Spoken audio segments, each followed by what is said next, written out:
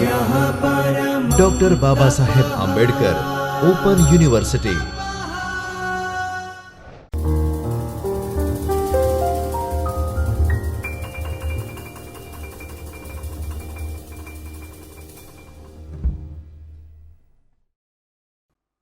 નમસ્કાર મિત્રો, doctor Baba Saheb Ambedkar open યુનિવર્સિટીના department of library and information સાયન્સમાંથી હું નિશા આપ સૌનું હાર્દિક સ્વાગત કરું છું. મિત્રો, આજે આપણે BLIS 102 એટલે કે ગ્રંથાલય અને માહિતી કેન્દ્ર અથવા તો સંસ્થાઓનું વ્યવસ્થાપન વિશે અભ્યાસ કરશું. જેમાં યુનિટ નંબર 3 છે ગ્રંથાલયના વિવિધ વિભાગો અને કાર્યો અને તેનું વ્યવસ્થાપન. જેમાં આપણે 3 સેક્શન આગળ ભણી ગયા છે. આજે આપણે ચોથું સેક્શન એટલે કે પીરિયોડિકલ સેક્શન વિશે વાત કરી રહ્યા છે. સામાયિક પ્રકાશન એટલે એવા ધારાવાહિક પ્રકાશક કે જેનું ક્રમિક પ્રકાશન થતું હોય.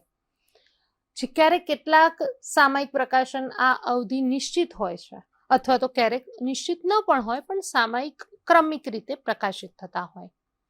સામાયિક પ્રકાશનોની લાક્ષણિકતાઓ કઈ કઈ હોઈ શકે એના વિશે આપણે વાત કરશું. Characteristic of periodicals. તો એ લાક્ષણિકતામાં સામાયિક પ્રકાશનના પ્રત્યેક અંક નિયમિત સમયાંતરે પ્રકાશિત થાય, જેમ કે દૈનિક, અર્ધ સાપ્તાહિક, સાપ્તાહિક, પાર્ષિક, અર્ધમાસિક, માસિક, ત્રિમાસિક અથવા તો તે વાર્ષિક હોઈ શકે છે.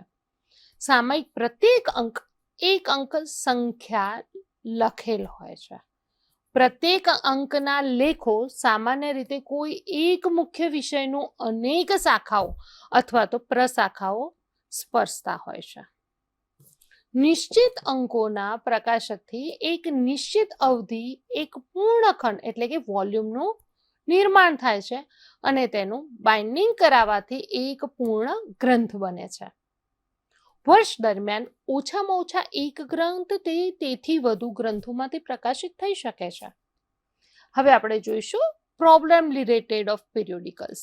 કેટલા બધા પ્રોબ્લેમ્સ આવે છે સામાયિક પ્રકાશન થતું હોય અને ગ્રંથાલયમાં એની આપણે વ્યવસ્થા કરવાની હોય તો કેટલી સમસ્યા ઊભી થાય છે તેની વિશે આપણે અત્યારે ચર્ચા કરશું. જેમાં આપણે જોઈશું કે સામાયિક પ્રકાશનના સંબંધિત અનેક સમસ્યાઓ. સૌથી મોટી સમસ્યા એ છે કે સ્થાયી નથી, તેમાં પરિવર્તન થતું આવે છે. ડોક્ટર SR રંગનાથને ક્લાસિફાઈડ કેટલોગ કોડ જ્યારે આપ્યું ત્યારે તેની જટિલતા તથા સમસ્યા વિશે પણ એમાં લખ્યું છે. લખે છે કે સામાયિક પ્રકાશન સૂચિકરણમાં ગભરાટના એક સ્ત્રોતને જન્મ આપે છે. તેમના મત મુજબ સામાયિક પ્રકાશનમાં સંબંધિત સમસ્યાઓ પ્રકાશનમાં અનિયમિતતા હોય, ખંડ સંખ્યામાં અનિયમિતતા હોય, સામાયિકના નામ તથા પ્રકાશક સંસ્થામાં પરિવર્તન થતું હોય. ક્યારેક એવું બને કે કોઈ એક સામાયિકનું નામ સમીક્ષા આપેલું હોય અને પછી લખેલું હોય કે તોલાનીની સમીક્ષા, એમ એનું નામ ચેન્જ થઈ જાય. ક્યારેક એના પ્રકાશક પહેલા કોઈ એક સંસ્થા પ્રકાશિત થતી હોય અને ત્યારબાદ સંસ્થામાં પરિવર્તન આવે, બીજી સંસ્થા એને હાયર કરી લે અને પછી જો એ સંસ્થા પ્રકાશિત થતી હોય તો એમાં પરિવર્તન આવે છે. 2 કે તેથી વધુ સામાયિક પ્રકાશનના એકાંકીકરણથી ઉદ્ભવતી સમસ્યાઓ થાય છે. એક જ સામાયિક પ્રકાશન 2 કે તેથી વધુ પ્રકાશનમાં વિભાજનથી ઉદ્ભવતી સમસ્યાઓ હોઈ શકે. હવે આવી જટિલતાઓને કારણે સૂચિકરણમાં પણ સમસ્યા ઊભી થાય જ, પરંતુ સાથે સાથે સામાયિક વિભાગની વિવિધ પ્રક્રિયાઓમાં પણ અવ્યવસ્થા સર્જાય. તેની ખરીદીમાં ખાસ સાવધાની રાખવી પડે. હવે મિત્રો, ત્રીજો પોઈન્ટ આપણે જોઈશું. તમે PPTમાં જોઈ શકો છો કે સામાયિક પ્રકાશનનું મહત્વ અને ઉપયોગિતા. Importance of useless and periodicals. સામાયિક પ્રકાશનની આધુનિક ગ્રંથાલયમાં આવશ્યકતા ખૂબ જ છે. જ્યારે વિજ્ઞાન અને ટેકનોલોજીની આપણે વાત કરતા હોય, સંશોધનના પરિણામે તેમાં નવીન આવિષ્કારો થતા હોય, નવી શોધ થતી હોય મિત્રો, ત્યારે માહિતી સૌપ્રથમ શેમાં પ્રકાશિત થાય છે? સામાયિકમાં. હવે જ્ઞાનના વિવિધ ક્ષેત્રોમાં નવીન વિચારો, રોજબરોજની ઘટનાઓ હોય, આ બધું આપણને સામાયિક પ્રકાશનમાંથી મળી શકે. હવે એવા વિષયો અદ્યતન લેખો વાંચવા કે તે વિષય ઉપર પુસ્તક ઉપલબ્ધ જ ન હોય ત્યારે આવા સામાયિકોની માંગ વધી જાય છે. અને આધુનિક વિજ્ઞાનમાં ગ્રંથાલયમાં પણ સ્વતંત્ર સામાયિક વિભાગ કાર્યરત હોય છે. દરેક ગ્રંથાલયનો તે ખૂબ જ મહત્વનો ભાગ છે.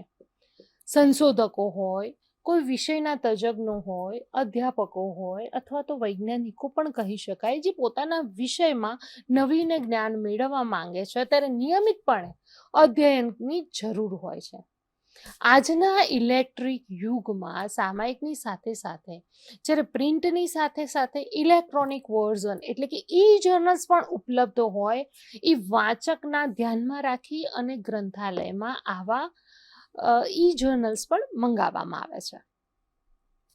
હવે આપણે જોઈશું સામાયિક વિભાગના મુખ્ય કાર્યો કયા છે.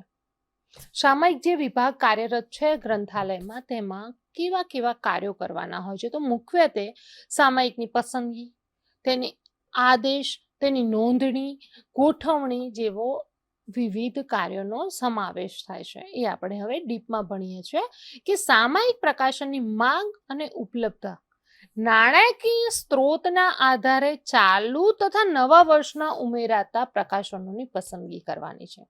હવે પસંદ કરાયેલા પ્રકાશનોની યાદી વિષય તજજ્ઞ અથવા તો એવું પણ કરી શકાય કે ગ્રંથાલય સમિતિની મંજૂરી મેળવવાની છે. ગ્રંથાલયમાં આપણે કોઈ પણ વસ્તુ મંજૂરી વગર મેળવી ન શકીએ, ત્યારે આપણે સમિતિ સામે રજૂ કરવાનું છે. નિશ્ચિત કરેલી પદ્ધતિ અનુસાર આપણે સીધા પ્રકાશક કે વિતરણ, ગ્રંથાલયમાં જ્યારે સામાયિકની ખરીદીની વાત આવતી હોય ત્યારે જીઓસી રેટ પ્રમાણે કોઈ પણ વસ્તુ આપણે મંગાવતા હોય ત્યારે એફબીબીની અંદર એ જે વિતરકોએ રજિસ્ટર્ડ થયા છે એ વિતરકો પાસે અથવા તો સીધા લવાજમ ભરીને પણ આપણે મંગાવતા હોય છે. એ આપણી ગ્રંથાલયની સમિતિ દ્વારા પાસ કરાવેલું એક સિસ્ટમ છે કે આપણે ડાયરેક્ટ મંગાવવાના છે કે પછી કોઈ વિતરક હોય એ વિક્રેતાઓને વચ્ચે રાખી અને ત્યારબાદ આપણે સામાયિકો મંગાવવાના છે. તો લવાજમ અથવા તો ભેટ કે વિનિમય કે અન્ય સંસ્થાના સભ્યપદ દ્વારા સામાયિકના પ્રકાશકો જ્યારે ગ્રંથાલયમાં આવે છે ત્યારે તેની ચકાસણી કરી નક્કી કરેલી પદ્ધતિમાં નોંધણી કરવાની છે. હવે સામાયિક પ્રકાશન પ્રાપ્ત નથી થયા, કેટલાક અંકો એવો આવે કે આપણને પ્રાપ્ત ન થાય ત્યારે આપણે જે એજન્ટ નક્કી કર્યા છે તેને અથવા તો આપણે ડાયરેક્ટ મંગાવ્યા હોય ત્યારે એને સ્મૃતિપત્રો એટલે કે રિમાઇન્ડર્સ આપવાના છે. હવે અંકોને પ્રદર્શિત કરવા માટે તેની ગોઠવણી કરવાની છે.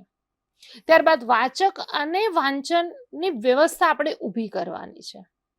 સામાયિક પ્રકાશનનું અનુગમનીકરણ કે પછી સારાંકીકરણ અથવા તો પ્રલેખનનું આપણે કાર્ય કરવાનું છે. જ્યારે વર્ષ પૂરું થઈ જાય છે, સામાયિકના તમામ અંકો આવી ગયા છે, ત્યારે તેની બંધામણી એટલે કે બાઇન્ડિંગ કરાવવાનું હોય છે અને ત્યારબાદ તેને પરિગ્રહણ પત્રકમાં પરિગ્રહણાંક નંબર એક્સેશન નંબર આપવાનો છે.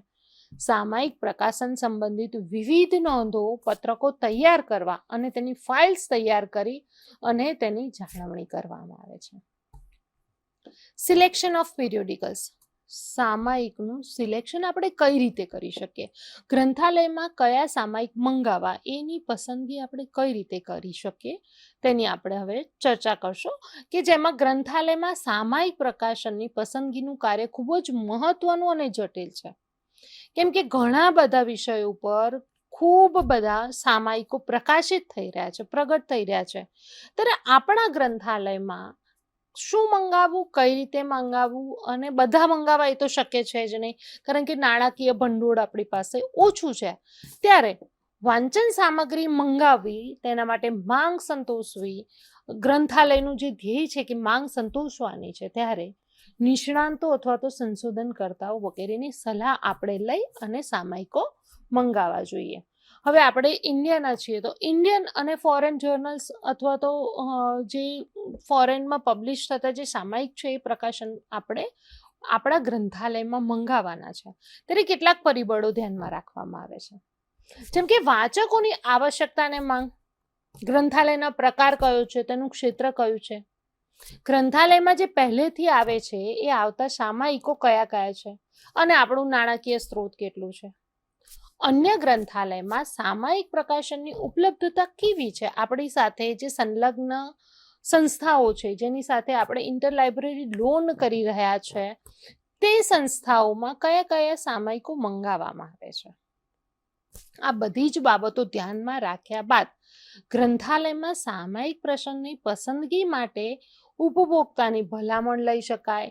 વિશેષ નિષ્ણાંતો હોય એમની ભલામણ, કર્મચારી કામ કરતા હોય એમની પાસેથી આપણે ભલામણો માંગી શકાય, અથવા તો જાહેરાત અને સમીક્ષાના પાસાઓને પણ આપણે ધ્યાનમાં રાખવી જોઈએ. હવે સામાયિક પસંદગીના ટૂલ્સ, પ્રકાશનની પસંદગી માટે મહત્વના ઉપકરણો, importance of tools of selection of periodical ની આપણે જ્યારે વાત કરતા હોય ત્યારે કેવા કેવા ટૂલ્સ ઉપલબ્ધ છે? તો કેટલાક ઉપયોગી ઉપલબ્ધ છે, જેમ કે એમાં આપણે વિદેશી પ્રકાશન પણ હોઈ શકે અને સામાયિક આપણા ઇન્ડિયન જર્નલ્સ એની માટેની રેડીમેડ ડિરેક્ટરી આવતી હોય છે. જેમ કે વિદેશી સામાયિક પસંદગી માટેના ઉપકરણોની વાત કરું તો બ્રિટિશ નેશનલ બિબ્લિયોગ્રાફી લંડન દ્વારા પ્રકાશિત થાય છે. અનરિચની ઇન્ટરનેશનલ પીરિયોડિકલ ડિરેક્ટરી છે, એ પણ આપણને માહિતી વિદેશી જર્નલ્સની આપે છે.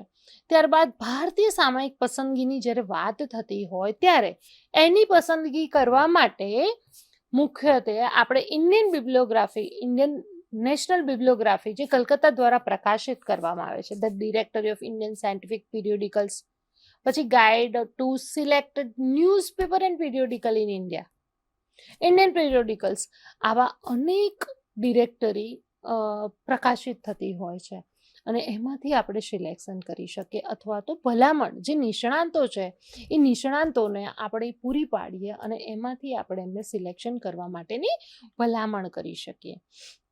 હવે જ્યારે સામાયિક પસંદગી માટે વ્યક્તિગત પ્રકાશનો બહાર પાડવામાં આવતી સૂચિઓ હોય એ પણ હોઈ શકે. સામાયિક સંઘની પણ સૂચિઓ હોય છે. કેટલાક એબ્સ્ટ્રેક્ટિંગ ને ઇન્ડેક્સિંગ પણ બહાર પાડવામાં આવતા હોય છે. આવી યાદીઓ આપણે કલેક્ટ કરી અને આપણે આપણા જે યુઝર્સ છે એ યુઝર્સને પ્રોવાઈડ કરવાની છે, એમાંથી સિલેક્શન કરવા માટે આપણે એમને પ્રોવાઈડ કરવાની છે.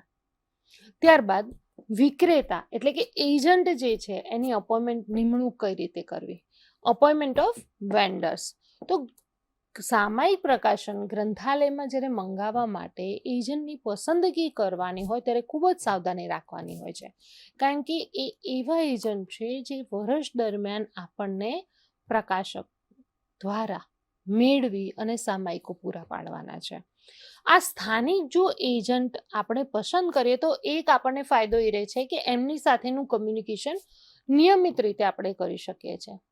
કેટલાક ગ્રંથાલયમાં પ્રકાશનો પાસેથી સીધા જ લવાજમ ભરીને મંગાવવામાં આવે છે, પરંતુ તેમાં મુશ્કેલી એ ઊભી થાય છે કે વિદેશી પ્રકાશકો પાસે જ્યારે આપણે સીધા સામાયિક મંગાવતા હોય ત્યારે જે આપણે નાણાંની ચૂકવણી કરવાની છે તેની સમસ્યાઓ ઉદ્ભવતી હોય છે.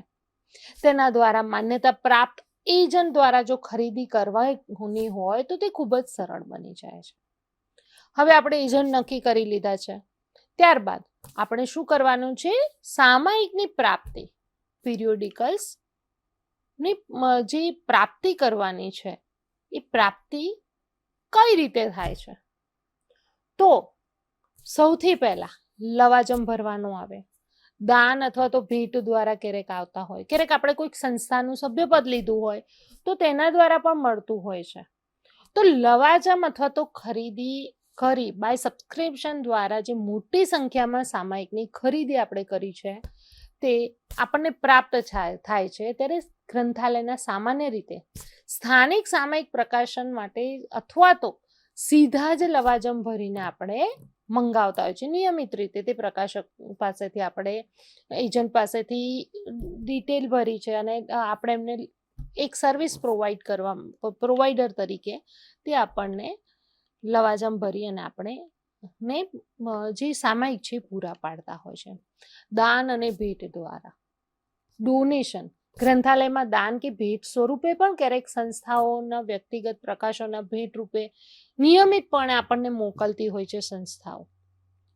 સંસ્થાના સભ્ય એટલે કે કોઈ ઇન્સ્ટિટ્યૂટની મેમ્બરશિપ આપણે ગ્રંથાલય અથવા તો આપણી સંસ્થાએ લીધી હોય ત્યારે તેઓ એમના દ્વારા પ્રકાશિત થતા સામયિકોને નિઃશુલ્ક આપણને મોકલી આપે છે. વિનિમય દ્વારા એટલે કે એક્સચેન્જ દ્વારા કેટલાક સામયિક પ્રકાશનો પ્રાપ્ત થાય છે, જેમાં ગ્રંથાલય પ્રકાશિત થતા સામયિક પ્રકાશન સાથે અન્ય કેટલાક પ્રકાશિત થતા સામયિકો પણ આપણને મોકલી આપે છે. મિત્રો, હવે આપણે મુખ્ય વાત જોઈશું જે પીપીટીમાં મેં દર્શાવી છે કે ઓર્ડરિંગ પ્રોસેસ કેવી રીતે થાય છે. તો સામયિક પ્રકાશનની પસંદગી કર્યા બાદ તેની ખરીદી માટે આદેશ પ્રક્રિયા કરવી પડે છે, અને આ પ્રક્રિયામાં સૌથી મહત્વ માટે પત્રક મંગાવવા, તેની નિમણૂક કરવી, તેના નિશ્ચિત કરવા, આવેલ જે સામયિક છે એને આપણે નોંધણી કરવી, એના સહી સિક્કા કરવા. ડૉક્ટર એસ.આર. રંગનાથન કહે છે કે સામયિક પ્રકાશનની ખરીદી માટે આદેશ પ્રત્યક્ષ રીતે જ પ્રકાશનને મોકલવા જોઈએ, કારણ કે વિતરક અને એજન્ટ સમયસર પ્રકાશનને નહીં મોકલી આપે તો ગ્રંથાલયમાં સામયિકને શરૂ અંકના પણ મળે અને વિલંબિત પણ મળે. જો કોઈ ગ્રંથાલયમાં અંક પ્રાપ્ત ના થાય તો વિતરક પ્રકાશકને કરવામાં વિલંબ કરે અથવા તો ના પણ કરે. ક્યારેક એવું બને કે વિતરક પાસે આપણે જે વેન્ડર છે એ સિલેક્ટ કરી અને આપણે એમને સામયિક પૂરા પાડવા માટેની ભલામણ કરીએ, આપણા અહીંયાથી એક સ્મૃતિપત્ર પાઠવાઈ ગયો હોય, પરંતુ જો આપણે જે વિતરક પસંદ કર્યો છે વિતરક પ્રકાશક સાથે સીધી તરત જ વાત ન કરે તો એમાં વિલંબ આવે છે, અને આમ આપણે જ્યારે બાઇન્ડિંગ કરાવવાના હોય ત્યારે વોલ્યુમ આપણો અધૂરો રહી જાય છે. નાણાકીય વળતરનો પણ લાભ આપણે જો ડાયરેક્ટ પેમેન્ટ કરીએ તો મેળવી શકીએ છીએ. કર્મચારી ગ્રંથાલય સમિતિની મંજૂરી મુજબ આદેશની કાર્યવાહી કરવાની હોય છે. પહેલેથી જ ખરીદી દ્વારા પ્રાપ્ત થતા સામયિક કે જેને ચાલુ વર્ષમાં પણ મંગાવવાના છે, આગલા વર્ષે આપણે મંગાવતા હોય એના એ જો ચાલુ વર્ષે મંગાવવાના હોય તો એનો પુનઃ આદેશ આપવામાં આવે છે. રિન્યુઅલ માટેની એક યાદી તૈયાર કરવામાં આવે છે, જેમાં સામયિકનું નામ, પ્રકાશકનું નામ, લવાજમની રકમ, બેંકનું ડ્રાફ્ટ વગેરે માહિતી આપણે નોંધવાની હોય છે. નવા સામયિક પ્રકાશન માટે આદેશની યાદી તૈયાર કરવી. આપણા સંશોધકોએ જે ચાલુ વર્ષમાં ગયા વર્ષમાં જે ચાલુ સામયિક હતા એના સિવાય પણ જો કોઈ અન્ય સામયિક મંગાવવાનું થતું હોય તો તેની એક યાદી તૈયાર કરવાની હોય છે. હવે સામયિક પ્રકાશનના અંકો પ્રાપ્ત થાય ત્યારે જરૂરી હોય છે કે આ બંને યાદીઓ સાથે બિનજરૂરી સામયિક કે જેને બંધ કરવાના છે તેની યાદી પણ બનાવવી જોઈએ. એટલે કે આપણે ટોટલ 3 યાદી બનાવવાની છે. રિન્યુઅલ જે કરવાના છે, આગલા વર્ષમાં જે આપણે લીધા છે સામયિકો, એ જ સામયિકો જો આપણે રિન્યુ કરવાના હોય તો એની યાદી. બીજી, સંશોધક અથવા તો નિષ્ણાંતો દ્વારા જે નવા ચાલુ કરવાના છે સામયિકો એની યાદી, અને જે હવે ઉપયોગી નથી અથવા તો બંધ કરવાના થાય છે તો તેની યાદી. આમ 3 યાદી આપણે બનાવવાની થાય. હવે સામયિક પ્રકાશનોની પ્રાપ્તિ અને નોંધણી આપણે ઓર્ડર આપી દીધો છે. ઓર્ડર આપ્યા પછી ગ્રંથપાલનું અથવા જે પિરિયોડિકલ સેક્શન સંભાળે છે એનું કામ વધી જાય છે, જેમાં એને acquisition and recording of periodical ની એક સવલત પૂરી પાડવાની છે, એક પ્રક્રિયા કરવાની છે. તો જે નિયમિત રીતે અંકો મળવાના ચાલુ થઈ જાય, પ્રાપ્ત થઈ જાય, તો તેની ચકાસણી કરી નોંધણી કરવાની છે. અને તમામ સામયિક પ્રકાશકો જેવા કે લવાજમ દ્વારા, ભેટ દ્વારા, વિનિમય દ્વારા જે અંકો આવે છે તેનું નોંધણીનું કાર્ય કરવાનું છે. અને જો ન આવે તો તેનું તાત્કાલિક સ્વરૂપે એનો સ્મૃતિપત્ર પાઠવવાનો છે.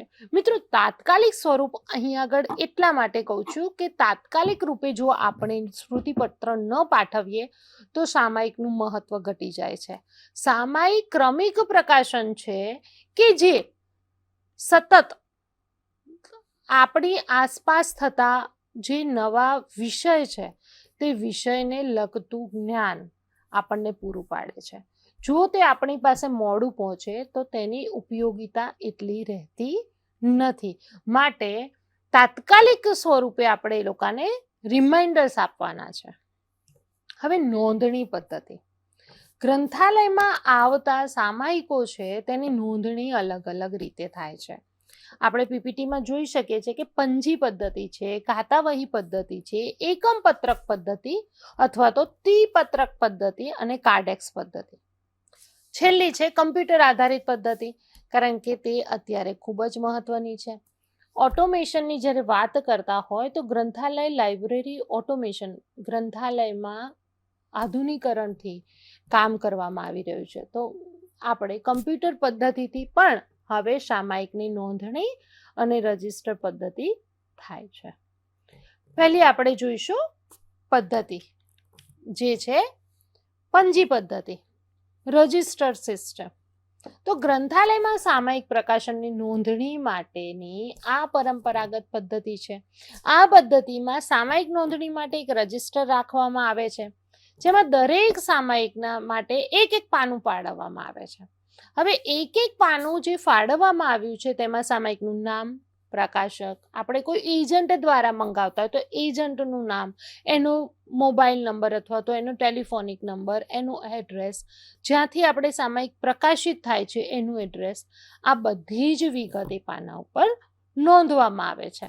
ત્યારબાદ જે અંક મળવાના ચાલુ થાય છે એ અંકનો મહિનો, પ્રકાશનનો મહિનો, મળ્યાની તારીખ, પ્રકાશકની તારીખ અલગ હોય. માનો કે 7 તારીખે દર 7 તારીખે, મહિનાની 7 તારીખે જો પ્રકાશિત થતું હોય તો એ 7 તારીખે તો પ્રકાશિત થયું છે, પરંતુ ગ્રંથાલયમાં એ અંક કઈ તારીખે મળ્યો છે તેની પણ નોંધણી કરવામાં આવે છે. હવે જે નાના ગ્રંથાલયોમાં છે, જેના ઓછી સંખ્યામાં સામાયિકો મંગાવવામાં આવે છે, ત્યારે આ પદ્ધતિ ઓકે છે. પરંતુ જ્યારે મોટા ગ્રંથાલય હોય ત્યારે આ કેટલીક મુશ્કેલી સર્જતી હોય છે. તો બીજી આપણે પદ્ધતિ આગળ જોઈશું, ખાતાવહી પદ્ધતિ. હવે આ પદ્ધતિ એ મુખ્યત્વે પંજી પદ્ધતિ એટલે રજિસ્ટર જેવી જ છે, જેમાં સામાયિક માટે ખાતું ફાળવવામાં આવે છે અને સામાન્ય રીતે દરેક સામાયિક પ્રકાશનોનું અનુવર્ણ પ્રમાણે એને પાના ફાળવી દેવામાં આવે. ત્યારબાદ અનુક્રમણિકા તૈયાર કરવામાં આવે કે જેમાં પ્રકાશકનું નામ, પાના નંબરને નોંધણી કરવામાં આવતી હોય છે, એટલે શોધવામાં સરળતા રહે. હવે પાના ઉપર જ્યારે સામાયિકનું નામ, તેના અવધિ એટલે કે એ મંથલી છે, વીકલી છે, યરલી છે, હાફ યરલી છે, એ અવધિ જ્યારે હું વર્ડ વાપરું છું ત્યારે પિરિયોડિકલ માટે અવધિ એટલે પ્રકાશક જે ક્રમિક રીતે પ્રકાશિત થાય છે, તો એ ક્રમ કયો છે? એ વીકલી પ્રકાશિત થાય છે, એ મંથલી પ્રકાશિત થાય છે કે પછી યરલી પ્રકાશિત થાય છે, એ દર્શાવવા માટે અવધિ, જ્યારે સામાયિકમાં અવધિની વાત થતી હોય ત્યારે આ રીતે હોય છે. હવે આવી જ્યારે નોંધણી કરતા હોય ત્યારે પદ્ધતિનો ઉપયોગ કરવાનો હોય છે. અને એકમ પત્રક પદ્ધતિ, ત્યારબાદ કહ્યું છે વન કાર્ડ સિસ્ટમ. નાના ગ્રંથાલયો જે સામાયિક પ્રકાશનોની સંખ્યા ઓછી હોય છે, પરંતુ ત્યાં આગળ પંજીવહી પદ્ધતિ ઉપયોગ થતી નથી, ત્યારે યુનિવર્સિટીમાં સામાયિક પ્રકાશનની સંખ્યા વધારે હોય ત્યારે ઉપરની આપણે જે બે પદ્ધતિ ભણી, ખાતાવહી અને પંજી, તે ઉપયોગ થતી જ નથી. ત્યારે એકમ પત્રક પદ્ધતિ ઘણા ગ્રંથાલયોમાં ઉપયોગ થાય છે. હવે આ પદ્ધતિમાં સામાન્ય રીતે 6x4 માપનું એક પત્રક તૈયાર કરવામાં આવે. એ પત્રકના ઉપયોગ દ્વારા ખૂટતા અંકો માટે સ્મૃતિપત્રોની સંખ્યા વિગત પર નોંધી શકાય એ માટેની વિગતો અહીંયા આગળ નોંધવામાં આવે છે. ત્યારબાદ છે 3 કાર્ડ સિસ્ટમ. પહેલી કઈ આપણે એકમ પત્રક, જેમાં એક જ 6x4 કાર્ડ છે, જેમાં દરેક ડિટેલ લખેલી હોય છે. પરંતુ એક બીજી પદ્ધતિનો આવિષ્કાર ડોક્ટર SR રંગનાથન દ્વારા કરવામાં આવ્યો છે. મિત્રો, ત્રિપત્રક પદ્ધતિ છે, કોના દ્વારા એ પદ્ધતિનો આવિષ્કાર કોના દ્વારા થયો છે? તો કે છે ડોક્ટર SR રંગનાથન દ્વારા. આ પદ્ધતિના નામ અનુસાર તેમાં 3 કાર્ડ હોય છે. 5x3 માપનના 3 કાર્ડ હોય છે, જેમાં નોંધણી પત્રક, ચકાસણી પત્રક અને વર્ગીકૃત નિર્દેશી પત્રક, એવા 3 પત્રક હોય છે. તો રજિસ્ટર્ડ કાર્ડ જે છે, નોંધણી પત્રક છે, તેમાં સામાયિક પ્રકાશનના નામના આધારે ગોઠવણી એક ટ્રેમાં મૂકવામાં આવે છે અને ત્યારબાદ તેમાં સામયિકનું નામ, પ્રકાશકનું નામ, વિક્રેતાનું નામ, ગ્રાહક નંબર વગેરેનું લવાજમની તારીખ વગેરે આપણને એમાં લખવામાં આવે છે. ત્યારબાદ જેમાં અંક નંબર, તેના પ્રકાશનની તારીખ, ગ્રંથાલયમાં અંક મળ્યાની વિગતો વગેરે નોંધણી કરી અને નોંધણી પત્રકમાં તેને પેન્સિલમાં સામયિકનું મુખ્ય પૃષ્ઠ પર લખવામાં આવે છે. જો કોઈ અંક નથી મળ્યો તો તેની જગ્યા છોડી અને નવો અંક આવે છે એ લખવામાં આવે છે. હવે ત્રીજું કાર્ડ છે એમાં ચકાસણી પત્રક એટલે કે ચેક કાર્ડ. ગ્રંથાલયમાં આવતા તમામ સામયિકને એક ચકાસણી પત્રકની આ પદ્ધતિ તૈયાર કરવામાં આવે છે કે જેમાં અંક નિશ્ચિત સમયે મેળવેલ ન હોય ત્યારે તુરંત જ આપણે જે સ્મૃતિપત્રક રિમાઇન્ડર આપવાનું છે એ રિમાઇન્ડર આપી શકીએ છીએ. 12 માસ માટેની 12 વિભાગ પાડવામાં આવે છે અને વધુમાં વધુ 5 અઠવાડિયા હોય છે. તે મુજબ 60 અઠવાડિયાની વ્યવસ્થા આપણે કરવાની છે. મિત્રો 3 કાર્ડ છે, એ 3 કાર્ડમાં 60 અઠવાડિયાની આપણે એ પત્રકમાં જગ્યા દર્શાવવાની હોય છે. વ્યવસ્થિત રીતે જો ટ્રેમાં આ ગોઠવવામાં આવે તો અંક પ્રાપ્ત થાય ત્યારે તેની ચકાસણી પત્રક કાઢી અને વિગતો નોંધ કરી અને આગામી અનુમાનિત સાથે આપણે મૂકવામાં આવે છે. સમયસર પ્રાપ્ત થતા જે પત્રક છે એ અનુમાનિત સ્થળાંતર કરવાનું હોય છે, એટલે કે એને પાછી બાઇન્ડિંગ માટેની વ્યવસ્થા કરવાની હોય છે અને ના આવ્યું હોય તો આપણે એને સ્મૃતિપત્ર પાઠવવાના છે. ત્યારબાદ ક્લાસિફાઈડ ઇન્ડેક્સ કાર્ડ. જ્યારે વર્ષના અંતે સામયિકના બધા જ અંકો આપણને પ્રાપ્ત થઈ ગયા છે એ ભેગા કરી મુખ્ય જે પેજ છે તેની સાથે વિષય સૂચિ વગેરે તથા સ્થાનને ગોઠવી તેને વ્યવસ્થિત કરવામાં આવે છે. એક બંચ તૈયાર કરવામાં આવે છે. સંપૂર્ણ ખંડ જ્યારે આપણને પ્રાપ્ત થાય છે ત્યારે એનું બાઇન્ડિંગ કરી અને પુસ્તક સ્વરૂપે ગ્રંથાલયમાં રાખવામાં આવે છે અને તેને વર્ગીકૃત નિર્દેશીકરણ પત્રકમાં યોગ્ય જગ્યાએ આપણે નોંધવાનું છે. હવે નિર્દેશી પત્રકમાં આ જે ખંડ તૈયાર કર્યો સંપુટ, આપણે આખો જે ગ્રંથ બનાવ્યો એને ક્રમાંક નંબર, વિક્રેતા, અનુક્રમણિકા, પૂરક અંકો વગેરે માહિતી આપણે નોંધી દેવાની છે અને ગોઠવણી કરવાની છે. કયા કયા સામયિક પ્રકાશનને બંધાવીને રાખવા છે તેની સરળતા મેળવી શકાય એ માટે કાર્ડેક્સ પદ્ધતિનો ઉપયોગ થાય છે. ગ્રંથાલયમાં સામયિક પ્રકાશનની વ્યવસ્થિત નોંધ રાખવા માટે આપણને આ કાર્ડેક્સ એક કંપનીનું નામ છે, એને કાર્ડેક્સ સિસ્ટમ આપે છે. ઉપકરણ કેબિનેટ આકારનું હોય છે. કેબિનેટમાં 16 ટ્રે હોય છે. દરેક ટ્રેમાં 64 સામયિક પ્રકાશન સંબંધિત માહિતી આપણે મૂકી શકીએ છીએ. આ પ્રકારનું જો કેબિનેટ હોય તો 1000 જેટલા સામયિક પ્રકાશનોની આપણને નોંધણી કરી શકીએ છીએ. દરેક ટ્રે કેબિનેટમાં તાળું મારવાની પણ વ્યવસ્થા હોય છે. એટલે કાર્ડેક્સ સિસ્ટમ ઘણા ગ્રંથાલયમાં જ્યારે આપણે વિશ્વવિદ્યાલય હોય તેમાં આવી પદ્ધતિ વપરાતી હોય છે. એમાં 2 પત્રક બનાવવામાં આવે છે.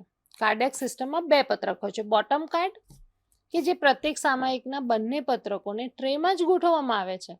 એકબીજાના સામે સામે મળી અને પત્રકોની વર્ણાનુક્રમ ગોઠવણી કરવામાં આવે છે. 2 પત્રક છે.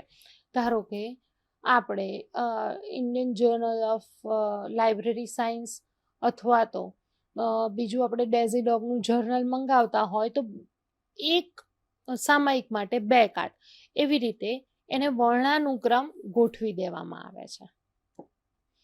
ત્યારબાદ છે કમ્પ્યુટર આધારિત પદ્ધતિ, કમ્પ્યુટર બેઝ સિસ્ટમ.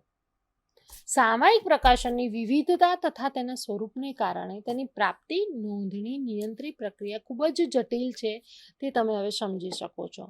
પરંતુ આમાં જ્યારે ભૂલો થતી હોય તો ભૂલોને અથવા તો જટિલતા આવતી હોય ત્યારે તેને અટકાવવા માટે આપણે કમ્પ્યુટર આધારિત પદ્ધતિ પણ અપનાવી શકીએ છીએ. વિશ્વમાં દરેક ક્ષેત્રમાં જ્યારે ગ્રંથાલયમાં પણ કમ્પ્યુટરનું પ્રભુત્વ વધી ગયું છે, જેમાં ચોકસાઈ, ઝડપ અને સરળતા મળી રહે છે. માટે વિવિધ કંપનીઓ અલગ અલગ સોફ્ટવેર તૈયાર કર્યા.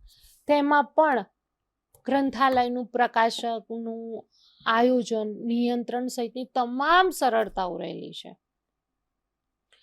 હવે સામાયિક પ્રકાશનનું પ્રદર્શન અથવા તો ગોઠવણી અને ડિસ્પ્લે ઓફ અને અરેન્જમેન્ટ કરવાના છે. ત્યારે ગ્રંથાલયમાં સામાયિક અંકો પ્રાપ્ત થયા પછી યોગ્યની ચકાસણી થયા પછી તેને નોંધણી ક્રમાંક આપી દઈએ.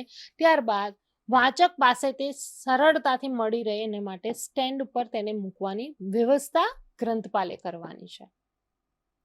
પ્રદર્શન અને ગોઠવણીની વ્યવસ્થા કરવી સરળ છે, પરંતુ મોટા ગ્રંથાલયોમાં વધુ પ્રમાણમાં જ્યારે સામાયિકો આવતા હોય, એક સાથે 500-700 સામાયિકો આવતા હોય, ત્યારે આવા નવીન આવેલા અંકોને સ્ટેન્ડ અને સામાયિકના ગોળામાં ભાષા પ્રમાણે અથવા વર્ણાનુક્રમ પ્રમાણે અથવા તો વિષય પ્રમાણે વિભાજિત કરી અને મૂકવા પડે.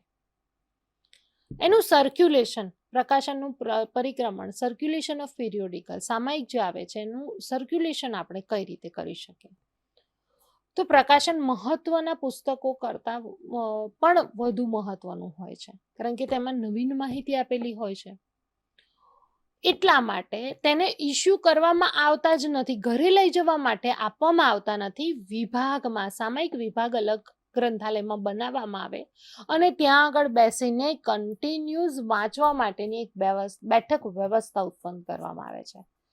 વિરોધાભાસી મંતવ્યો જેવા મળે છે. કેટલાક વખત એવું બને કે વૈજ્ઞાનિક સામાયિક પ્રકાશનના પરિક્રમણ પર ભાર મૂકે, એટલે કે ઇસ્યુ કરાવવા માટે ક્યારેક એના માટે ભાર મૂકતા હોય છે. તો બીજી બાજુમાં હકીકત એ છે કે વાચક દ્વારા જો સામાયિક અંક ખોવાતા કે નુકસાન થાય તો ફરીથી મેળવવા માટે અસંભવ બની જાય અને એ અંકનો અભાવ કદાચ એનું આપણે જ્યારે બાઇન્ડિંગ કરીએ ત્યારે રહી જાય છે.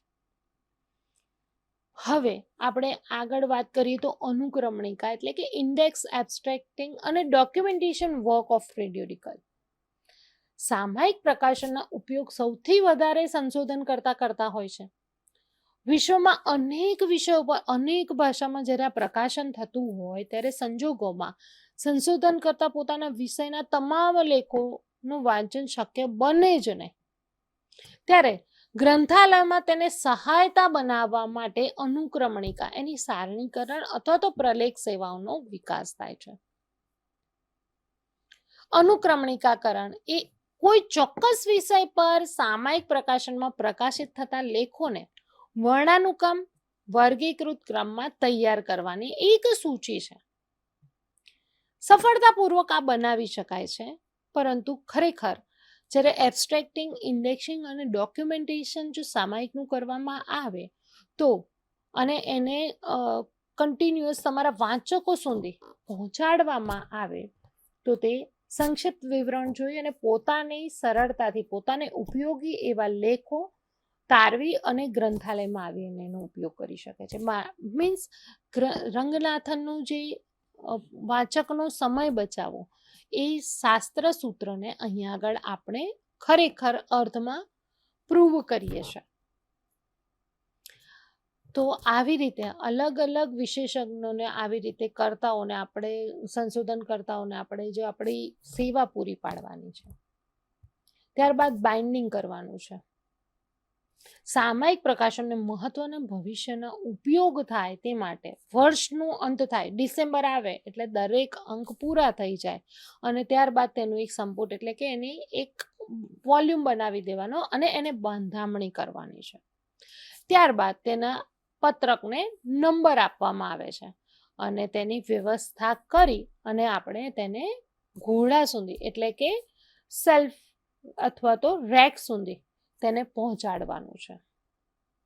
મિત્રો, અહીંયા આપણે આજે પિરિયોડિકલ સેક્શન, ગ્રંથાલય વ્યવસ્થામાં ચોથું વિભાગ એટલે કે પિરિયોડિકલ સેક્શન વિશે ચર્ચા કરી, જેમાં તેના પ્રકારો, તેની લાક્ષણિકતાઓ કઈ છે, કઈ રીતે તેની નોંધણી કરવામાં આવે છે, નોંધણી કર્યા બાદની જે પ્રક્રિયા છે પિરિયોડિકલના આવે એ પહેલાંની પ્રક્રિયા અને ગ્રંથાલયમાં પિરિયોડિકલ આવી ગયા છે ત્યારબાદની પ્રક્રિયા અને ત્યારબાદ જ્યાંથી પુસ્તક આવ્યું છે, પિરિયોડિકલ સામાયિક આવ્યું છે ત્યાંથી લઈ અને ગ્રંથાલયના રેક સુધી આપણે કઈ રીતે પહોંચાડી શકાય તે માટેની જે પ્રોસેસ છે તે આખી પ્રોસેસ આજે અહીંયા આપણે ભણ્યા.